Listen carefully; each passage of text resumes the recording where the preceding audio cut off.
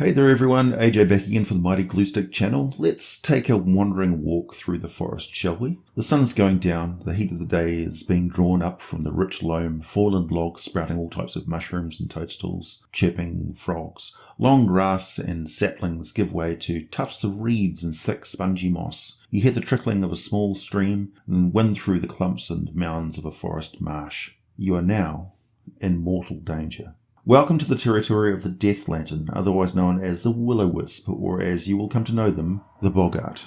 Those of you who have only ever seen the 5th edition monster manual listing for the Will-o-wisp, well, this may not sit well for you, but that information departs quite dramatically from the creature that was first listed in the first supplement in D&D Greyhawk in 1975.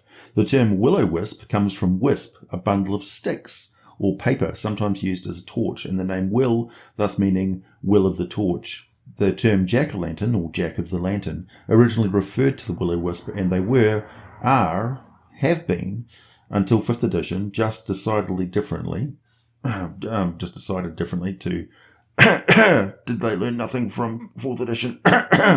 Fey creatures, not undead. Turning them into simple undead spirits really ruins them, and you will see why. As far as the undead option goes, sure, use them as they are, but change the attack type, damage type from lightning to necrotic damage, not lightning. Should have read that. And call them ghost lights. As with the majority of undead, they are malevolent and seek to destroy the living. To be fair, 3rd edition gave them the aberration subtypes, also quite a departure from their basis in folklore. So, what are will-o-wisps? They have been part of D&D since the very early days, and have been detailed in Dragon magazine twice, once in issue 99 with an ecology written by Nigel D. Finley, in the style very similar to Ed Greenwood articles actually, with a story written from an adventurous perspective, then the ecology notes detailed afterwards. In this article, the lantern, we learn that the will-o-wisp is a highly advanced Fey life form who begins life in the shape-shifting humanoid form of a Bogart, eventually maturing into the almost insubstantial will-o-wisps. In the Dragon magazine issue 328, another ecology article, this time by Amber E. Scott, we learn that the 3rd edition aberrant form of the will-o-wisp, and this is where things start to go skew-whiff a bit, as the writer effectively removes all traces of Fey origin or behaviour, essentially all magic, from this creature. A small spongy collection of lumpy nodes that suck up swamp or graveyard gas released by the process of decay. They smell a bit sulphurous, and the glowing and electrical discharge attack are both side effects of their chemical digestion process. The one concession to their Fey folklore, aside from general appearance, is that they also need to feed on negative emotions, although they glib over why. Well, how to pay fair and due respects to these earlier editions and still be in line at least with the current edition. Actually, it's not too hard and makes for a fascinating ecology. So here goes. Combining the lore of all of the different versions of every edition of D&D and the ecology articles in Dragon magazine, this is what we get. Will-o-wisps are Fey creatures that have somehow advanced to a higher evolutionary state. They may have done so by coming into contact with the aberrant psychic energies of the far realm, as they are inherently psychic parasites that feed on raw emotions, plus they're capable of absorbing and destroying the soul of a dying being. In the mature state, they have a physical form that measures 8 to 12 inches across and consists of a cluster of 12 to 15 gas-filled nodes, which are stuck together in a roughly spherical shape by a transparent spongy substance. When they're glowing and moving around, they look like they're about a foot wide. These clear nodes are covered in highly porous membrane that pulses as the wisp breathes. They gain subsistence from two sources. One is the gas expelled by decaying plant and animal matter, which they ingest and also use to assist their means of flight, which releases this collected gas. The chemical process of the gas generates a very strong electrical charge, which tends to make the gas surrounding them trailing after them glow like a neon light. They have extremely fine control over this electrical field, and in many ways, the electrical field is as much a part of their biological process as anything else. So they are as close to an energy being as a physical entity is liable to get. The electrical field has subtle interactions and structures in of its own that are extremely complex, beyond any sort of conventional biology, and the intelligence and movements and predatory aspect of the wisp is all energy-based. They have a need for the raw, strong emotions of other living creatures, and they gain both sustenance and pleasure from the very worst emotional states. Thus, they have developed very devious and evil ways to inspire terror, sorrow, torment, and desperation in other creatures. The more intelligent beings are their preferred prey, but they can subsist on rodents and the like if need be.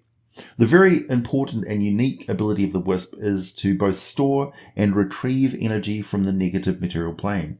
This is a poorly understood process and complicated by being both very difficult and dangerous to study. There may be some lich scholars who may know more about the matter, but they're not inclined to share with the living. The ability of the wisp to access the negative energy plane greatly increases its electrical potential. Thus, this is vital to their reproduction, but more on that in a moment. Frightened victims generate electrical impulses and give off subtle chemicals that the wisps need to survive. They can go without gas intake for at most a week, but even in the environment with plenty of decay gas, they will only last 3 months without feeding on emotions, and ideally, they will have a meal of them at least once a week.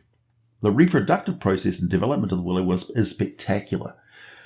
They have 3 genders. When 3 are ready to mate, they glow brightly and merge together. Normally, the nodes of the wisp grow at the rate of 1 per month, and they form in the central mass and push outward. Old nodes die at the same rate due to wear and tear, with the sensory organs of the wisp being housed inside the spongy membranes. In a rich environment with plenty of food, the wisp will generate more nodes, and when 3 of the wisps emerge, they draw on their accumulated stores of energy and convert it into physical mass. When they fly apart, in what appears to be only a few moments where they glow very brightly, they leave behind a fully formed Bogart. When the merging happens and the wisps depart, they tend to do it when they're absolutely sure that nobody's going to be around to disturb them, because they're weakened and their energies are drained by this process, which prevents them from emitting any electrical attacks to defend themselves. A Bogart is a small demi-human, about 2 feet tall, and appear fully grown and have the ability to appear as a halfling, a gnome, a goblin, a svart, a norka, you name it, or as a smaller and brighter will-o-wisp. It's a kind of unstable being and transitions between these forms every 10 to 12 rounds. They can also do so at will. They need to consume life force and flesh to grow from other humanoids or predators. So they use their small, vulnerable-looking humanoid form to lure predators after them, leading them into a chosen ambush site where they will then be trapped. And this then turn the tables, and suddenly the Bogart switches on the offensive. Predator becomes prey. As humanoids, this is usually as simple as stealing something from them and then running away. If the humanoids start to lag behind or lose interest, the Bogart will feign an accidental injury and slow down a little, encouraging the chase to continue, or they will use speech.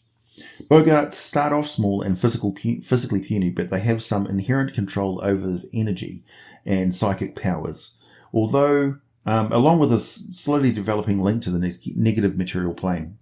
The Bogart attacks by suddenly unleashing a frenzy of yelling, whistling, banging, and moving around on things, and moving around erratically. And at the same time, it hits the whole area out to 30 feet with a confusion spell-like effect. Those who cover up their ears thinking that they will save them against the confusion because they think it's coming from the sound, well, it's a psychic effect. The noise is just a ruse, or perhaps a way the Bogart works up the mental energy to strike out with psychic power. It can only do this once per day, so if it fails to work well, chances are the Bogart will make a run for it. They're not interested in a fair fight. They will take down their prey with electrical attacks. They can only release a 10-foot bolt of electricity, lightning, every second round. The rest of the time they have to deliver it by touch attack. But this bolt does 2d6 points of damage. Bogarts who attack in groups will overlap their confusion attacks. They are immune to the effect of themselves, of course, and saving against one attack will not make a character immune to the next one. Getting hit by a second confusion effect while already suffering from one that the character failed to save against will impart disadvantage on the next attempt to save against it. So this can be a devastating tactic, and small groups of Bogaerts waiting to ambush prey lured into their killing ground are a deadly encounter. To complicate matters, Bogaerts can turn invisible at will for 10 rounds or so, and even attacking with a confusion effect will not force them to become visible to their enemies. And don't forget, they can assume the form of a will-o-wisp at any time, floating over sheer drops and difficult terrain to evade capture or lead pursuing enemies right into a very nasty trap, such as quicksand or the like. Bogaerts eat the entire body and soul of their victims. Once consumed, no resurrection is possible short of a wish spell. They have limited telepathy that allows them to glean surface thoughts sufficient to speak a few words in any language. They're not really interested in conversation, though. They only speak in order to assist their hunting tactics.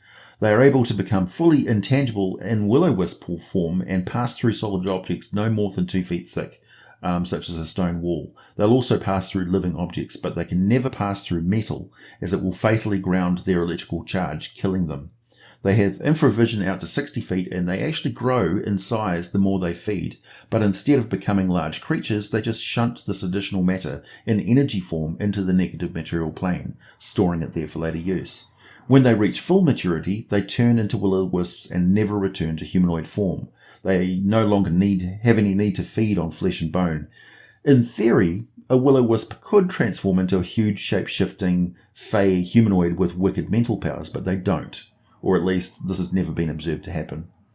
Encounters with Bogaerts are very rare, only lone individuals for the most part, but a very large swamp can support a pack of them. Will-o-wisps can be encountered alone or in chains of 3 to 10, and they will also attack with lightning bolts, but don't seem to have the ability to confuse their prey, or perhaps they do, but it interferes with the strong emotional energies they need to feed on, even more so than the Bogaerts do. Will-o-wisp hunting tactics are nothing short of diabolically evil. For example, a number of soldiers passing through a swamp. Each night there's one particular soldier that the will-o-wisps have chosen who is standing guard. The wisps sneak in and murder one of the sleeping soldiers, and the other soldiers eventually accuse the soldier on guard, each time this has happened, of murdering whoever's sleeping. They beat him up and then hang him, leaving him to die alone and terrified, strung up in a tree. The wisps cavort around the struggling body, guzzling on his terror and torment, and then, the next night, they sneak back into the camp and kill another sleeping soldier. The flood of remorse and guilt from all the other soldiers is a delicious dessert to these creatures, who have absolutely none of these emotions themselves, nor even a shred of pity or mercy. Adult will-o-wisps are, in earlier editions, very resistant to magic. They take full damage from force spells, such as Magic Missile, but save against most other spell effects with advantage. A squadron of will-o-wisps once occupied Durlag's tower in the western heartlands, but found themselves utilised as part of the tower's defences against their will. Typically, they don't work with any humanoids, who they consider little better than food. But in 1374 DR, a Dale reckoning, a will-o-wisp cooperated with the Sharan cultists in the lost refuge in the vast swamp. It posed as a torch outside the gatehouse and haunted the surrounding swampland, while helping to defend the base from intruders. It was presumably destroyed by adventurers in service to Mystra when they assaulted the base. It may have been doing so more for its own advantage than out of any loyalty to the cultists of Shah. My personal theory, and I will expand on this by bringing you more videos on these related creatures which I'm about to mention, is that the Bogart has other evolutionary forms that have become fully immaterial beings. These are the Zegyi, which I think are adult Bogaerts that exist in the negative material plane, and the Zag-ya, which exist in the positive material plane. They only appear in the prime material plane when summoned and bound by those skilled in magic. It may also explain how the creatures known as Boggles seem to spontaneously appear in places where the Feywild borders the material plane. The Boggles can be found in Volo's Guide to Monsters, page 128, I believe. Boggles seem to spontaneously appear in places where the Feywild borders on the material plane, and why they always arrive near an intelligent creature suffering from strong negative emotions. I also can't help but draw some parallels between the form of the will-o-wisp and that of the beholder, which also seems to indicate that this bizarre evolution of the Bogaerts may have some influence from the far realm and its twisted physics. But I doubt there's any real relationship between beholders and Bogaerts, or at least I certainly hope not. So, there you have it. The simple will-o-wisp, not such a simple creature after all. Thanks for listening, everyone, and I'll be back again for more for you very soon. Just a reminder, if you've not subscribed already, feel free to do so, and be sure to hit the notification bell. And for access to all of the scripts and occasional special offers, consider becoming a patron of the channel on Patreon for a minimum of just $1 a month. You get access to all of my scripts. And join the community on Discord server, where I will pop in occasionally, usually in between making videos or just after, where I'll say hi and we'll talk about stuff. Thanks for listening, everyone. I'll catch you again soon.